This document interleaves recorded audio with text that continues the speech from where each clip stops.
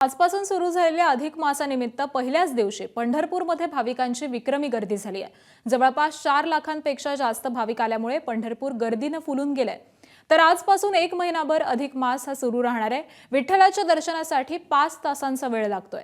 मंदिर प्रशासनाने दर्शन रांगेचं योग्य नियोजन केलेलं आहे।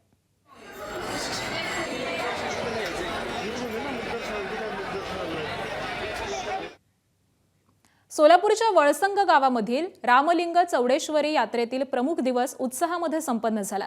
हातात तलवार आणि चांदीची वाटी घेतलेल्या बाळ बट्टलला पाहण्यासाठी हजारोंची गर्दी झालेली होती आणि यात्रेच्या 3ऱ्या दिवशी मुख्य आकर्षण असलेल्या या विधी मध्यरात्री पार पडलेला आहे।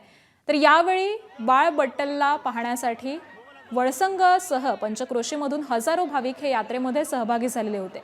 तर वळसंगच्या चौडेश्वरी देवीच्या यात्रेला 250 वर्षांपासूनची परंपरा आहे। बाळ बट्टल हे यात्रेचं मुख्य आकर्षण असतं।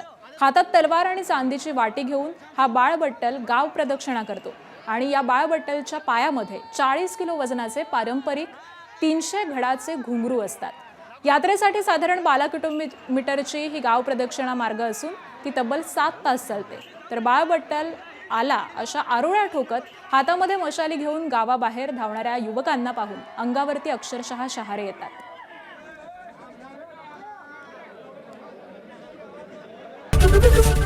एबीपी माझा, उघडा डोळे बघा नीट।